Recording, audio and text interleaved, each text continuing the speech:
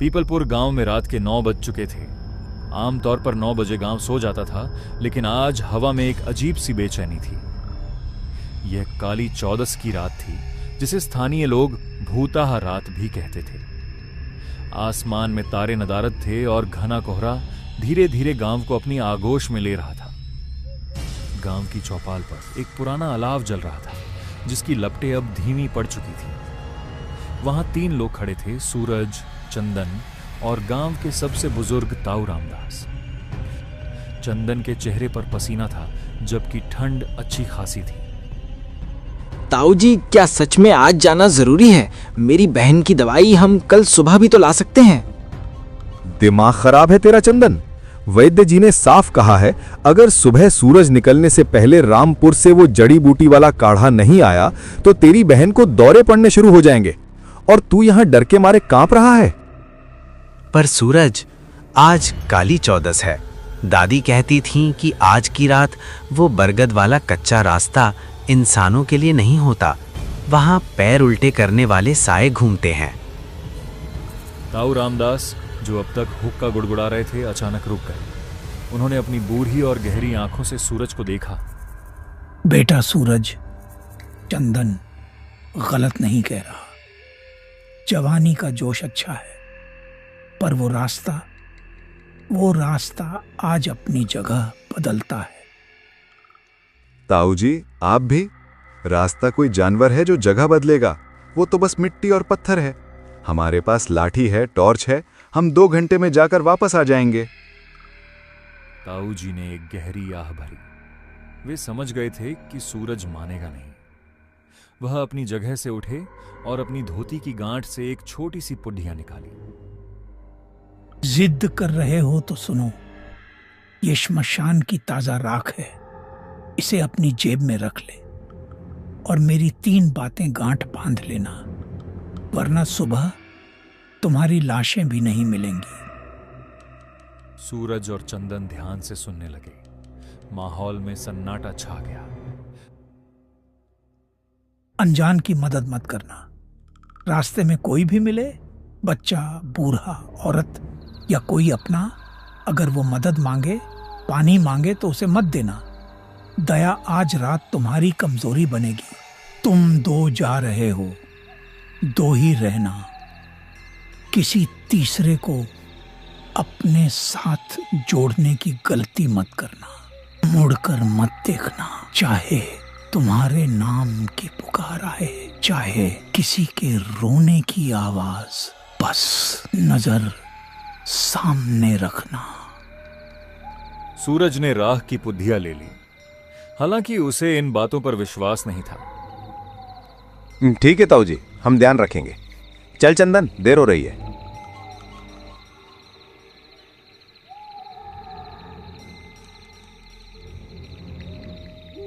ताऊ रामदास उन्हें तब तक देखते रहे जब तक लालटेन की रोशनी अंधेरे में गायब नहीं हो गई। गांव पीछे छूटते ही काला वन शुरू हो गया। यहां पेड़ इतने घने थे कि दिन में भी धूप जमीन तक नहीं पहुंचती थी। रात में तो यह जगह किसी दूसरी दुनिया जैसी लगती थी। उनके जूतों के नीचे सूखे पत्तों की आवाज चर चर गूंज रही थी। जंगल इतना शांत था कि उन्हें अपनी खुद की सांसों की आवाज भी सुनाई दे रही थी। करीब आधे घंटे तक सब सामान्य रहा। सूरज तेज कदमों से चल रहा था और चंदन उसके पीछे पीछे लगभग दौड़ रहा था। सूरज भाई, थोड़ा धीरे चल। मुझे लग रहा है कोई हमें देख रहा है। फिर शुरू हो गया तू। यहाँ सिर्फ उल्लू और चमगादड़ हैं, वो देख रहे होंगे। तू बस मेरे कदमों की आवाज सुन और चलता रह। तभी अचानक हवा का रुख बदला। एक ठंडी लहर उनके शरीर को चीरती हुई निकल गई और फिर एक आवाज आई, बचाओ माँ, मुझे बचाओ। यह आवाज किसी छोटे बच्चे की थी जो बहुत दर्द में लग रहा था। आवाज जंगल के दाहिनी तरफ से आई थी। चंदन के कदम रुक गए। सूरज, रुक, कोई बच्चा रो रहा है। शायद कोई जानवर उसे खा रहा है। हमें बचाना चाहिए। खबरदार जो एक कदम भी वहां बढ़ाया। याद कर ताऊ जी ने क्या कहा था, अनजान की मदद मत करना। रात के 11 बजे इस घने जंगल के बीच कोई इंसानी बच्चा क्या करेगा? ये छलावा है। पर सूरज, आवाज कितनी सच्ची है। अगर वो सच में कोई गांव का बच्चा हुआ तो? आवाज फिर आई और इस बार ज्यादा तेज और करुण। भैया, पानी बहुत दर्द हो रहा है। चंदन का दिल पसीज गया। वह उस दिशा में मुड़ने ही वाला था कि सूरज ने उसे जोर से खींचा। वो बच्चा नहीं है बेवकूफ। अगर तू वहां गया तो हम दोनों में से कोई वापस नहीं आएगा। सीधा चल। सूरज की डांट सुनकर चंदन सहम गया। वे आगे बढ़े, लेकिन वो रोने की आवाज अब उनके साथ साथ चलने लगी, कभी पेड़ों के ऊपर से, कभी पीछे से। ऐसा लग रहा था जैसे कोई अदृश्य शक्ति उनके समानांतर दौड़ रही हो। 1 घंटा बीत चुका था। रोने की आवाज अब बंद हो चुकी थी। वे दोनों राहत की सांस ले रहे थे कि तभी उन्हें रास्ते के किनारे एक पुराने पत्थर पर कोई बैठा हुआ दिखाई दिया। कि वह एक बूढ़ा आदमी था। उसने गंदे सफेद कपड़े पहने थे और अपना चेहरा घुटनों में छिपा रखा था। वह हिचकियां लेकर रो रहा था। जैसे ही सूरज और चंदन उसके पास से गुजरने लगे, वह आदमी खड़ा हो गया। बेटा, ओ बेटा, राम भला करे तुम्हारा। क्या तुम्हारे पास थोड़ा पानी है? मेरा गला सूख रहा है। सूरज एकदम सतर्क हो गया। ताऊजी की चेतावनी उसके दिमाग में गूंजी, पानी मत देना। सूरज ने चंदन को इशारा किया कि रुकना नहीं है, लेकिन चंदन, जो स्वभाव से बहुत दयालु था, रुक गया। उसे लगा कि एक प्यासे को पानी न देना पाप होगा। सूरज, यार हद होती है। ये कोई भूत नहीं है, साक्षात इंसान है। देख कितना बूढ़ा है। एक घूंट पानी से क्या हो जाएगा? इससे पहले कि सूरज उसे रोकता, चंदन ने अपनी पानी की बोतल उस बूढ़े की तरफ बढ़ा दी। लो बाबा, ई लो। उस बूढ़े ने कांपते हाथों से बोतल ली। जैसे ही उसके हाथ चंदन के हाथ से छुए, चंदन को एक अजीब सा झटका लगा, जैसे उसने बर्फ की सिल्ली को छू लिया हो, लेकिन उसने नजरअंदाज कर दिया। बूढ़े ने पानी पिया और एक लंबी सांस ली। उसका चेहरा झुर्रियों से भरा था, आंखें गहरी धंसी हुई थी, लेकिन होठों पर एक अजीब सी डरावनी मुस्कान थी। जुग जुग जियो बेटा, तुमने मेरी प्यास बुझाई। अब मेरा भी फर्ज है। मैं भी रामपुर जा रहा हूँ। क्या मैं तुम्हारे साथ चल सकता हूँ? अकेले बहुत डर लगता है। नहीं बाबा, हम जल्दी में हैं। आप पीछे पीछे आ जाओ। अरे आने देना सूरज, 3 लोग होंगे तो हिम्मत बनी रहेगी। हाँ बाबा, आ जाओ हमारे साथ। सूरज ने माथा पीट लिया। ताऊजी के 2 नियम टूट चुके थे। अनजान को पानी दिया, तीसरे को साथ झोट ढलिया।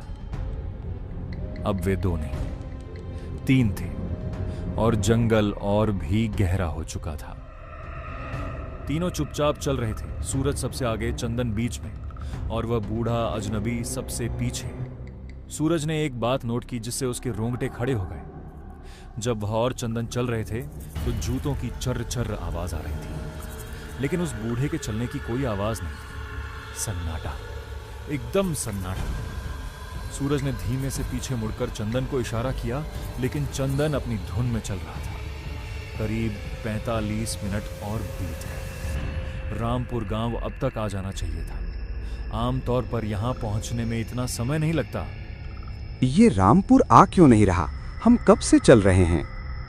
तभी उनकी नजर रास्ते के किनारे खड़े एक विशाल सूखे पेड़ पर पड़ी। उस पेड़ की एक टहनी अजीब तरह से नीचे लटकी हुई थी, जैसे कोई फांसी का फंदा हो। सूरज, 1 मिनट।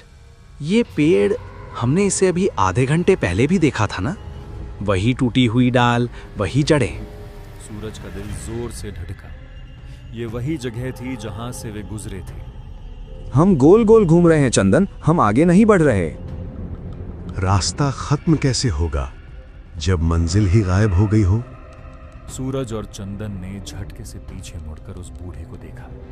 वह बूढ़ा अब सीधा खड़ा था। उसकी कमर जो पहले झुकी हुई थी, अब एकदम तनी हुई थी। उसकी आंखें जो पहले धंसी हुई थी, अब अंधेरे में बिल्ली की तरह चमक रही थी। मैंने मदद मांगी, तुमने दी। तुमने मुझे अपने सफर का हिस्सा बनाया। अब मैं तुम्हारे साथ ही रहूंगा हमेशा। भाग सूरज, ये छलावा है। जैसे ही वे भागने के लिए मुड़े, उन्होंने देखा कि आगे का रास्ता गायब हो चुका है। वहां अब रास्ता नहीं, बल्कि कांटों की घनी झाड़ियां थीं। पीछे मुड़े तो वहां भी झाड़ियां। वे एक छोटे से दायरे में कैद हो चुके थे और उनके सामने वह छलावा खड़ा था जो अब धीरे धीरे अपना आकार बढ़ा रहा था। सूरज और चंदन बुरी तरह फंस चुके थे। जंगल का वो हिस्सा अब किसी खुली जगह जैसा नहीं, बल्कि एक बंद पिंजरे जैसा लग रहा था। चारों तरफ सिर्फ कोहरा था, इतना घना कि हाथ को हाथ न दिखे। जिस रास्ते से वे आए थे वह गायब हो चुका था। जिस तरफ उन्हें जाना था वहां अब कांटों की दीवार खड़ी थी। उनके ठीक सामने वह अजनबी खड़ा था। अब वह बूढ़ा नहीं लग रहा था। उसका शरीर लंबा होता जा रहा था, इतना लंबा कि उसका सिर पेड़ की निचली डालियों को छू रहा था। उसके कपड़े फट चुके थे और उसकी त्वचा का रंग अब राख जैसा हो गया था। चंदन, मेरी पीठ से चिपका रह, लाठी तान ले। याद रख, ये सिर्फ हमारे दिमाग का खेल है। अगर हम डरेंगे तो ये हमें और डराएगा। सूरज, हम मारे गए। मैंने गलती कर दी। मैंने उसे पानी दिया। मैंने नियम तोड़ा। अचानक उस छलावे ने एक जोर की फूंक मारी। हवा का एक ऐसा झोंका आया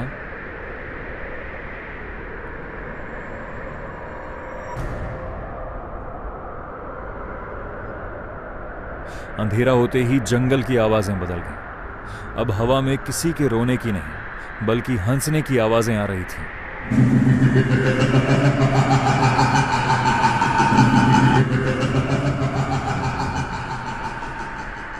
यह हंसी एक नहीं बल्कि सैकड़ों लोगों की लग रही थी, जैसे पूरा जंगल उन पर हंस रहा हो।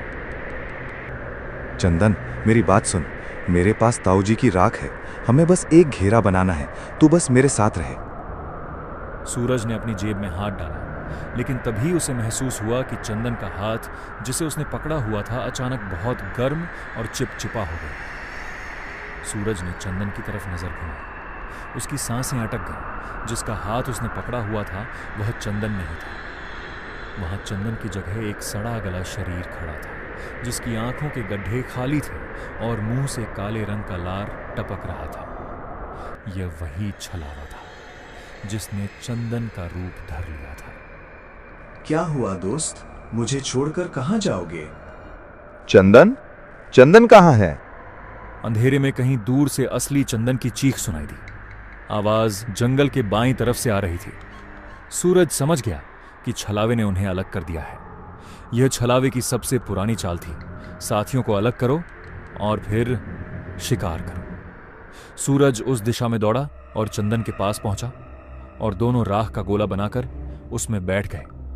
सूरज और चंदन उस राख के घेरे के बीचों बीच एक दूसरे की पीठ से पीठ सटाकर बैठे थे। जलती हुई मशाल थी जिसकी लपटें अब धीरे धीरे कम हो रही थी। तेल खत्म हो रहा था और अगर आग बुझी तो उनका एकमात्र सहारा भी छिन जाएगा। रात के शायद 3 बज रहे थे, लेकिन ऐसा लग रहा था जैसे सदियां बीत चुकी हैं। जंगल का कोहरा अब घेरे की दीवारों से सटकर खड़ा था, जैसे कोई भूखा जानवर पिंजरे के बाहर शिकार को घूर रहा। सूरज, आग बुझ रही है। अब क्या होगा? डर मत। जब तक राख का घेरा है वो अंदर नहीं आ सकता। बस अपनी आंखें खुली रख और मन में विश्वास रख। सुबह होने ही वाली होगी। लेकिन छलावा हार मानने वालों में से नहीं था। जब वह शारीरिक रूप से हमला नहीं कर पाया तो उसने मानसिक वार करना शुरू किया। अचानक घेरे के ठीक बाहर कोहरे के बीच से एक आकृति उभरी। वो कोई डरावना राक्षस नहीं था। वह चंदन की छोटी बहन गुड़िया थी। वही गुड़िया जिसके लिए वे दवाई लेने जा रहे थे। गुड़िया के कपड़े फटे हुए थे और वह दर्द से कराह रही थी। भैया, चंदन भैया, मुझे बचा लो, बहुत दर्द हो रहा है। चंदन का दिल बैठ गया। गुड़िया, तुम यहाँ कैसे? वैद्य जी ने दवाई नहीं दी। मैं तुम्हें ढूंढते ढूंढते यहाँ आ गई। भैया, मुझे बहुत ठंड लग रही है, मुझे अपने पास बुला लो, बस हाथ बढ़ाकर मुझे अंदर खींच लो। चंदन की आंखों से आंसू बहने लगे। उसका तर्क काम करना बंद कर चुका था। उसे अपनी बीमार बहन दिख रही थी जो ठंड में ठिठुर रही थी। वह अपना हाथ घेरे से बाहर निकालने के लिए बढ़ा। चंदन रुक, वो गुड़िया नहीं है। लेकिन सूरज, देखना मेरी बहन है, वो मर जाएगी ठंड से। तेरी बहन घर पर है, बिस्तर पर बीमार है। वो यहाँ जंगल में कैसे आ सकती है? ये छलावा है, ये तुझे घेरे से बाहर निकालने की चाल है। अगर तूने हाथ बाहर निकाला तो वो तेरा हाथ काटकर तुझे खींच ले जाएगा। उसकी आंखों में देख चंदन, गुड़िया की आंखें ऐसी नहीं हैं। चंदन ने ध्यान से देखा। उस गुड़िया की आंखें पूरी तरह काली थी, बिना पुतली की, और उसके पैरों के पास जमीन पर कोई परछाई नहीं बन रही थी। जैसे ही चंदन पीछे हटा, वह गुड़िया भयानक रूप से हंसने लगी। बहुत चतुर है तेरा दोस्त, लेकिन कब तक बचाएगा तुझे? देखते ही देखते गुड़िया का रूप पिघलने लगा और वह वापस उसी काले धुएं में बदल गई। समय रेंग रहा था। मशाल अब पूरी तरह बुझ चुकी थी। अब वहां सिर्फ अंगारों की हल्की सी लाल चमक बची थी। अंधेरा अब उन्हें निगलने को तैयार था। तभी जंगल में एक बदलाव आया। पक्षियों की चहचहाहट शुरू नहीं हुई थी, लेकिन हवा का तापमान थोड़ा बदलने लगा था। यह ब्रह्म मुहूर्त सुबह के 4 बजे के आसपास का समय था। छलावा जानता था कि उसका समय खत्म हो रहा है। बुरी शक्तियों की ताकत सूरज की पहली किरण के साथ खत्म हो जाती है। उसने अपना आखिरी और सबसे खतरनाक दांव खेला। जंगल के पेड़ों ने अपनी जड़ें जमीन से बाहर निकाल लीं और घेरे के नीचे से हमला करना शुरू किया। जमीन हिलने लगी। घेरे के अंदर की जमीन फटने लगी। चंदन, और जोर जोर से हनुमान चालीसा पढ़, पूरी ताकत से। दोनों ने अपनी आंखें बंद की और चिल्ला चिल्ला कर पढ़ने लगे। भूत पिशाच निकट नहीं आवे, महावीर जब नाम सुनावे। उनकी आवाज जंगल के सन्नाटे को चीरने लगी। जैसे जैसे वे मंत्र पढ़ते गए, छलावे की चीखें तेज होती गईं। ऐसा लग रहा था जैसे उन शब्दों से उसे चोट पहुंच रही है। हवा का बवंडर उन्हें उखाड़ फेंकने की कोशिश कर रहा था। धूल, मिट्टी और सूखे पत्ते उनके चेहरों पर लग रहे थे, लेकिन वे अपनी जगह से नहीं हिले। उन्होंने एक दूसरे का हाथ कसकर थामे रखा। करीब 15 से 20 मिनट तक यह संघर्ष चलता रहा। यह जिंदगी और मौत की लड़ाई थी। और फिर अचानक सब शांत हो गया। हवा रुक गई। जमीन का हिलना बंद हो गया। वह भारीपन जो छाती पर महसूस हो रहा था, गायब हो गया। दूर क्षितिज पर एक हल्की नीली रोशनी दिखाई दी। सवेरा हो रहा था। जैसे ही सूरज की पहली किरण जंगल के पत्तों को छूती हुई जमीन पर गिरी, कोहरा ऐसे छंट गया जैसे वह कभी था ही नहीं। सूरज और चंदन ने धीरे धीरे अपनी आंखें खोली। वे पसीने और मिट्टी में लथपथ थे। वे अभी भी उसी घेरे के अंदर खड़े थे, लेकिन जब उन्होंने अपने आसपास देखा तो उनके होश उड़ गए। वे किसी गहरे जंगल के बीच में नहीं थे। वे रामपुर गांव के बिल्कुल बाहर एक पुराने पीपल के पेड़ के नीचे खड़े थे। सूरज, देख, वो सामने वैद्य जी का घर है। हम पूरी रात यहीं थे। हाँ चंदन, हम रास्ता नहीं भटके थे, हम बस दिमाग से भटक गए थे। वो छलावा हमें पूरी रात एक ही जगह गोल गोल घुमाता रहा, जबकि मंजिल सिर्फ 50 कदम दूर थी। यह छलावे की सबसे बड़ी खासियत होती है। वह दूरी नहीं बढ़ाता, वह आपकी समझ को हर लेता है। वे दोनों लड़खड़ाते कदमों से वैद्य जी के घर पहुंचे। अरे सूरज, चंदन, तुम लोग इस हालत में और सुबह सुबह? मुझे लगा तुम लोग रात को ही आने वाले थे। दवाई लेकर वे वापस पीपलपुर की ओर चले। अब दिन का उजाला था। वही रास्ता जो रात को नर्क जैसा लग रहा था, अब एक साधारण कच्चा रास्ता लग रहा था। पक्षी चहक रहे थे। किसान खेतों में जा रहे थे। जब वे उस जगह से गुजरे जहां उन्होंने रात बिताई थी, तो उन्होंने देखा कि वहां जमीन पर जले हुए कपड़े के टुकड़े, सूरज की शर्ट और राख का एक मिटा हुआ घेरा अभी भी मौजूद था। और उस घेरे के ठीक बाहर कीचड़ में उल्टे पैरों के निशान थे, जो जंगल के गहरे अंधेरे हिस्से की तरफ जाकर गायब हो गए थे। चंदन ने उन निशानों को देखा और सिहर गया। सूरज, वो सच था, वो सब कुछ सच था। हाँ, लेकिन हम जीत गए क्योंकि हमने हार नहीं मानी। वे गांव पहुंचे। चंदन की बहन को दवाई दी गई और उसकी जान बच गई। शाम को ताऊ रामदास चौपाल पर मिले। उन्होंने सूरज और चंदन को देखा और मुस्कुराए। चेहरे बता रहे हैं कि मौत को छू कर आए हो। राख ने काम किया ना? राख ने बचाया ताऊ जी, लेकिन आपके नियमों ने जिंदा रखा। गलती हमारी थी, हमने नियम तोड़ा था।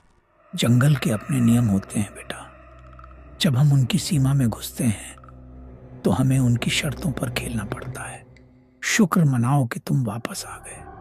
बहुत से लोग बस किस्सा बनकर रह जाते हैं। उस दिन के बाद सूरज और चंदन ने कभी अमावस की रात उस रास्ते पर कदम नहीं रखा और गांव के लोगों के लिए यह एक नई कहानी बन गई। दो दोस्तों की जिन्होंने छलावे को हराया। लेकिन कहते हैं कि आज भी काली चौदस की रात को उस जंगल से गुजरने वालों को अक्सर एक प्यासा बूढ़ा आदमी मिलता है जो साथ चलने की जिद करता है और जो उसे साथ ले लेता है। उसका रास्ता कभी खत्म नहीं होता।